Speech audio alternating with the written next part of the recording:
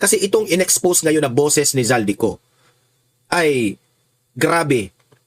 Presidente na talaga ang kanyang tinutukoy dito, which is si Bongbong Marcos. Mamaya ipaparinig ko sa inyo, okay? Grabe po ito. Ipaparinig ko sa inyo kung gaano kalaki ang ninakaw ni Bongbong Marcos kada taon na pera.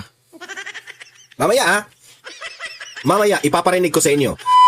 Paki-like muna at saka paki-share sa mga nanonood ngayon para makatulong tayo na aabot itong mensahe natin sa taong bayan. At sa mga hindi pa nakasubscribe dito, importante talagang pindutin nyo yung subscribe button kasi walang bayad yan, okay? Updated pa kayo dito sa ating mga maiinit, trending, exclusive na ating mga balita natin, okay? Narito ang Balitang Pinoy TV.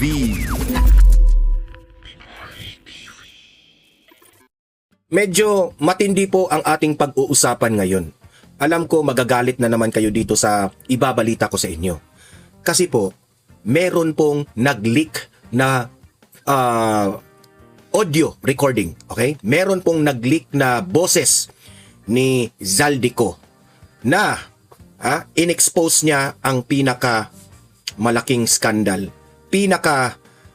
Sabihin na nating pinakagrabe na korupsyon na nagpapatunay na talagang masabi na natin totoo pala sa paniniwala natin na this is my own opinion. I think totoo pala talaga itong mga sinasabi ng mga 18 ex-Marines na grabe talaga yung paghahatid nila ng maleta. Kasi itong in-expose ngayon na boses ni Zaldico ay grabe. Presidente na talaga ang kanyang tinutukoy dito, which is si Bongbong Marcos. Okay? Abangan ninyo yan. Mamaya ipaparinig ko sa inyo. Okay? Grabe po ito. Ipaparinig ko sa inyo kung gaano kalaki, kung totoo man ito na sinabi ni Zaldico. Ewan ko lang. Kasi kumakalat ito ngayon sa social media, itong boses ni Zaldico na nag-leak, na in-expose niya gaano kalaki ang ninakaw ni Bongbong Marcos kada taon na pera. Mamaya ipaparinig ko sa inyo. At pag-usapan rin natin itong si Vice President Inday Sara Duterte na ipapakita ko sa inyo na meron pong isang video kay VP Sara kung saan hindi ito kaya ng ibang mga government officials. Okay? Hindi po kaya to the point na si VP Sara pinupuntahan po ang ating mga mamamayang Pilipino kahit saan. Kahit bukid pa yan, kahit yung kanilang daanan ay medyo parang itong video na ipapakita ko sa inyo wala ngang insaktong daan Wala nang, 'di ba? Tingnan niyo sa bukid, yung mga daanan doon sa bukid, 'di ba? Hindi na po asphalted road o hindi na po sementado yung mga daan doon, pero pinupuntahan pa rin ni VP Sara kahit paangat na yung lugar para lang makatulong sa taong bayan. Mamaya ipapakita ko 'yan kasi sabi ko talaga sa sarili ko, wala talagang ibang politician na nakagawa nito. Okay? Kung meron man, pero hindi natin nakilala. Pero ito, Vice President ito Vice President ito, pinupuntahan talaga.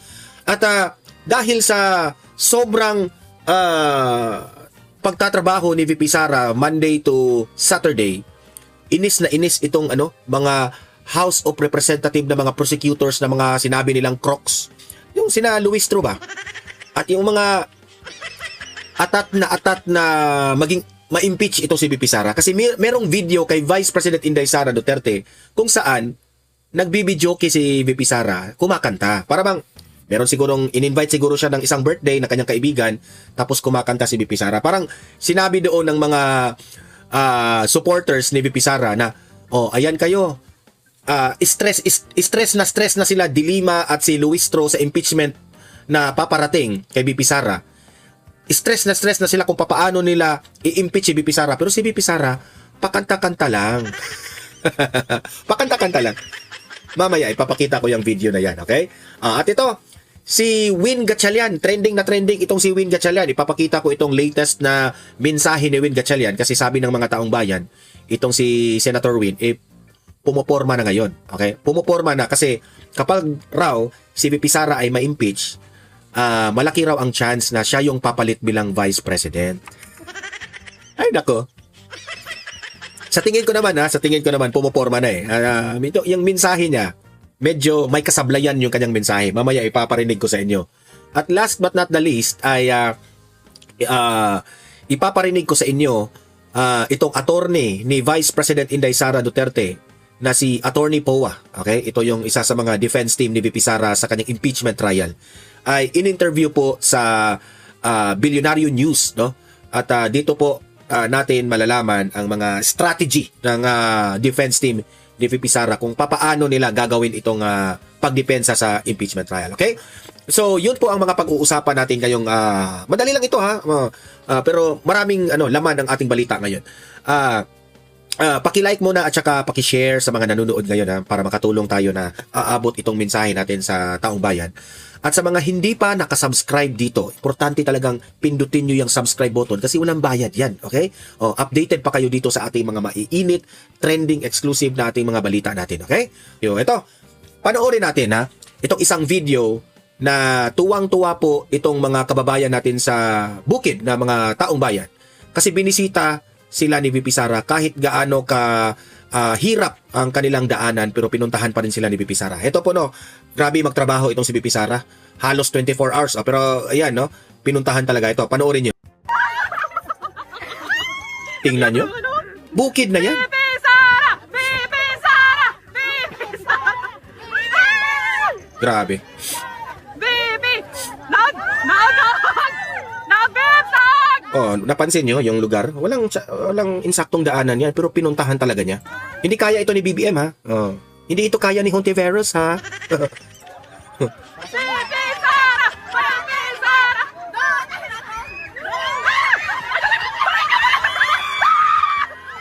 Ayan si VP Sara pababa na sa sasakyan. Ayan, grabe ang swerte ninyo ha. Di ko lang alam kung anong saang lugar ito pero nag-trending ito sa social media ngayon. Grabe, kita mo yung kilig ng taong bayan, di ba? Kapag si VP Sara na ang dumating. Pero kung sina Hontiveros, parang wala.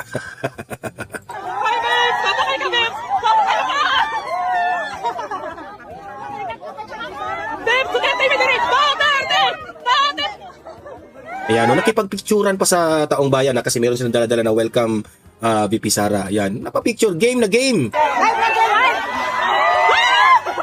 Grabe ang saya-saya nila. Sa mga dinidagan tayong salamat. Ayan, nagpapasalamat si VP Sara ha.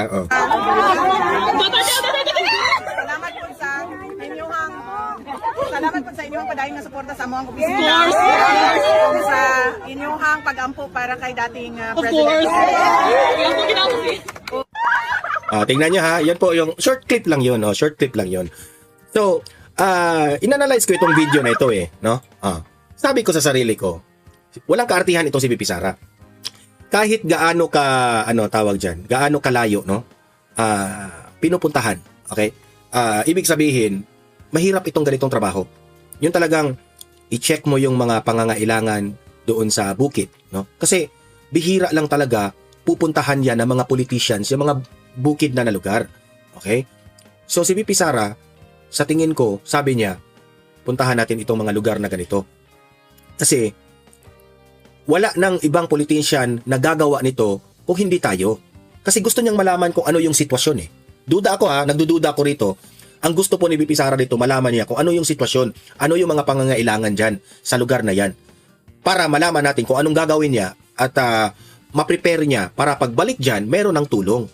Okay? Marami dito sa bansang Pilipinas na merong mga lugar na nangangailangan ng tulong. Pero hindi doon umaabot ang tulong ng gobyerno kasi nga, alam nyo naman, yung ibang mga politicians dyan, papogi lang, no?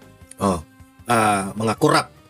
Nagnanakaw lang ng pera ng bayan, hindi naman tumutulong doon sa mga bukid na kagayang ganyan, no? So, ganito, no? At least si VP Sara, Vice President pa lang siya, alam niya na ang sitwasyon ng buong Pilipinas kasi umiikot ito alam niya na. Pagdating ng 2028 na maging presidente na ito, at least alam niya kung ano yung gagawin niya. Hindi kagaya ni Bangag dyan na wala. Nagpapakita siya na tingnan nyo si BBM. Ano pinupuntahan ni BBM? Cebu City, mga syudad lang. Kita mo ba si BBM pumupunta dyan sa mga bukid-bukid na yan? Wala. Kung New York, ayan, yung mga Russia, yung mga kung saang-saang mga lugar, China, or kung ano mga invited siya, yung mga sosyalang lugar, doon siya. Pero ganito, ang arti-arti ng pamilyang yan. So, si BP Sara, kitang-kita natin na Monday to Saturday nagtatrabaho. Yan, alam naman natin Sunday. Sunday is family day. Ito na yung ipaparinig ko sa inyo patungkol po dito kay Zaldico na meron pong nag-leak na audio, voice, boses ni Zaldico. Okay? Ito, pakinggan niyo ng maigi ha kung ano yung sinabi. Okay? Kasi nabanggit niya yung presidente ng Pilipinas, si Adrian Bersamin at itong si Amina Pangandaman, itong mga sekretary ni BBM. Pakinggan ninyo. So, alam ka naman kay Adrian lang. Pero ito siya. Kasi sinabi nga sa akin ni Adrian, tsaka ni Nina, na may instruction si Presidente. Kasi every year, may 100 billion si Presidente. Hindi ko Grabe. Sabi ni Amina Pangandaman ha. Boses ito ni Zaldico ha. Ewan ko lang kung saan ito nakuha. Kasi nag-leak ito ngayon eh. Kumakalat ito ngayon sa social media eh. Sabi raw ni Amina Pangandaman, ang kinukuhang pera raw ni BBM di umano, 100 billion per year. Grabe ka, BBM. BBM, sagutin mo ito, BBM. Totoo ba? Binubulsa mo ang 100 billion per year? Sagutin mo ito, BBM. Sagutin mo ito. Hindi ko muna papangunahan na kung totoo itong sinabi ni Zaldico ha. Na dapat may nakahanda na 100 billion per year. Kaya pala ubos na ang pera ng bansang ito. Ha? Wow! nasasabi yun eh. Every year. Pati 2026 may 100 billion.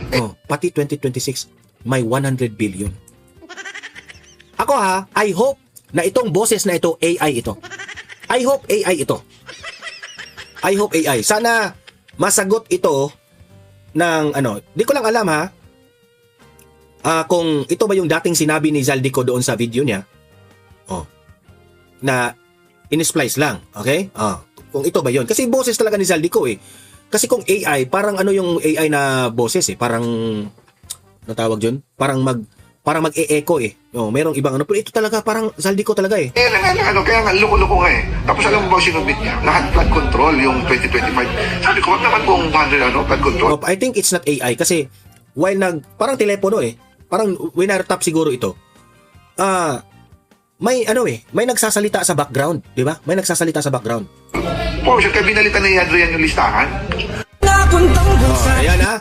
Ngayon, hindi malinaw yung sinabi, di ba? Kasi mabilis ang pagkakasabi ni Zaldico. Ngayon, iisahin natin, i-pause natin ha, para maunawaan ninyo kung ano talaga yung laman ng sinabi ni Zaldico. Ito ha, step by step natin ha. So, alangan naman kay Adrian lang yun. Alangan naman kay Adrian lang, yun. Okay, alangan naman kay Adrian lang yun. Ang pinatutukulan niya si Adrian Bersamin. May utos yun. Kasi sinabi May utos yun. Kasi sinabi nga nga sa akin ni sa akin ni Adrian. So sinabihan ni Adrian si Zaldico. Okay, anong sinabi ni Adrian kay Zaldico? Adrian, tsaka ni Nina. Saka ni Mina Pangandaman. So ang nagsabi sa kanya, si Adrian Bersamin at itong si Amina Pangandaman. Mga sekretaryos ito ni BBM. Sinabihan si Zaldico. Si Zaldico at that time, congressman pa sa House of Representatives. Okay? I-understand natin. Na may instruction. May instruction na may instruction si presidente. Wala iba si BBM yan, ha? Anong instruction ni BBM? May instruction si presidente. Anong instruction ni BBM? Sige nga. Si Presidente. Kasi every year. Ang instruction ni presidente kasi every year. Ayun kasi may caption eh. Kasi every year, anong sinabi? Anong mangyari kapag taon-taon? May 100 billion si May 100 billion. Kasi every year, may 100 billion. Presidente. Si presidente. Grabe no? Ganyan na ba katindi ang pangangailangan? May 100 billion every year? Wow! Di ko nga nasasabi. Di ko nga nasasabi yun eh. Sabi ni Zaldico ha, di ko nga nasasabi yun eh. Every year. Every year. So meaning to say, hindi niya kayang sabihin kasi 100 billion nga. So parang tinitiklop lang nila ang bibig. Basta meron ng instruction na 100 billion a year. Ganon. Basta may instruction na 100 billion a year. Tiklop na lang ang bibig natin. Ibigay na lang natin. Parang ganon yung ibig sabihin ni Zaldico. Pati 2026. Pati 2026. May 100 billion. So, Anong year na nag-start si BBM? 2022 siya naging presidente. So kung meron siyang 100 billion a year, 2022. So start tayo sa 2023. 2023, 2024, 2025, ngayon 2026. Meron na silang 400 billion. Kasi 100 billion a year eh. BBM, kung totoo man ito na meron kang ninakaw na 100 billion a year, na meron ng 400 billion na ninakaw mo, isauli mo yan sa taong bayan kung totoo man itong sinabi ni Zaldico, ha? Grabe naman yan. Grabe, sa 400 billion na yan, ang dami ng mga pasyente sa hospital na matutulungan yan. Problema pa naman kung magkasakit ngayon dahil ang hospital sobrang mahal. Tapos kayo dyan, nagnanakaw lang kayo ng 400 billion a year. Wow. 100 billion a year. So, a total of 400 billion kasi pang-apat na niya eh. Wow. Kaya nga, loko nga eh. Kaya nga eh, loko-loko nga eh. Oh. Tapos, si Zaldico ang dinidiin ngayon. No wonder, parang maniniwala ako dito kasi si Zaldico nag-iingay na ngayon kasi siya yung dinidiin sa lahat na ikaw yung kurakot. Ikaw yung kurakot. Ikaw lang. Di syempre si Zaldico, sasabihin talaga niya kung ano mangyayari. Oh, kayo nang humusga taong bayan ha. Oh, may iba't iba tayong paniniwala. Ako, meron din kayo. Basta ako, inilabas natin itong boses na ito, recording na ito, para kayo na ang mag-judge kung totoo ito o hindi. Okay? Tapos alam mo ba At tapos alam mo bang sinubmit niya lahat. Tapos alam niyo ba sinubmit niya lahat? Si Zaldico ang nagsabi niya na sinubmit niya lahat. Flood control. Ang flood control. Oh, doon sa flood control kinuha. Sa madaling salita, itong 100 billion per year na ito, sa flood control kinuha. Yung 2025. Yung 2025. Yung 2025 na 100 billion sa flood control raw kinuha. So yung 2023, 2024, 2025, 2025, tatlo, saan yun kinuha? Kung saan anong mga yon, budget yun. Hindi natin alam, ha? Sabi ko, wag naman. Sabi ni Zaldico, sabi ko, wag naman. So medyo, sa tingin siguro ni Zaldico, grabe naman itong pagnanakaw na ito. Sobrang laki naman. So sabi niya, wag naman. Naman buong 100 buong 100 flood control. Flood control. So kung yung flood control, trillion ang budget doon, at least kumukuha lang sila ng 100 billion per year. Ayon yan kay Zaldico, sa kanyang ni-reveal. Kaya binalitan na ni Adrian. Kaya pinalitan na ni Adrian. Okay, sabi niya, bakit pinalitan ni Adrian? Yung listahan. Yung listahan. Pinalitan raw ni Adrian yung listahan. Bakit ba? Para hindi obvious? Kaya pala si Adrian at si Amina Pangandaman ngayon, tinanggal na bilang secretary. Para safe na sila. Okay?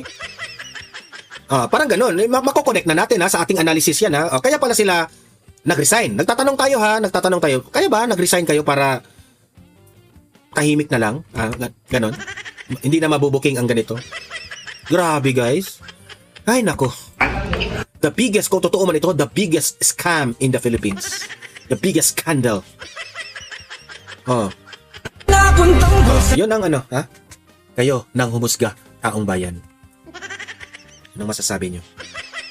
Wala lang. Kung totoo man ito, talagang, kayo nang humusga. Sa tingin ko naman, in my own opinion, the way I heard the voice of Zaldico, hindi yun AI. Sa akin yun, sa akin yun. So, taong bayan? Loyalista, dilawan, pinklawan. Mga hipokrito kasi kayo eh. Duterte lang kayo ng Duterte, sisi kay Duterte lang kayo kasi yan ang problema sa inyo. Yan ang problema sa inyo. Hindi nyo na alam, ninakawan na tayo ng malaki. Kung totoo man ito. Okay? Kayo nang umusga. Basta ako, nagre-react lang tayo sa mga shinare ng social media. Okay? Kung sasabihin nilang fake news ito, okay, fake news ito, bahala na kayo mag-analyze, basta tayo, may iba-iba tayong reaksyon. Okay? Yan. So ito, last but not the least, bago natin ito, pakikinggan muna natin si Atty. Poa patungkol po sa impeachment strategy nila dito sa impeachment trial ni BP Sara. Ito po, panoorin po natin itong lahat at makinig tayo. Spokes of the defense team, Attorney Michael Poa. Welcome back to the Spokes, Attorney Poa.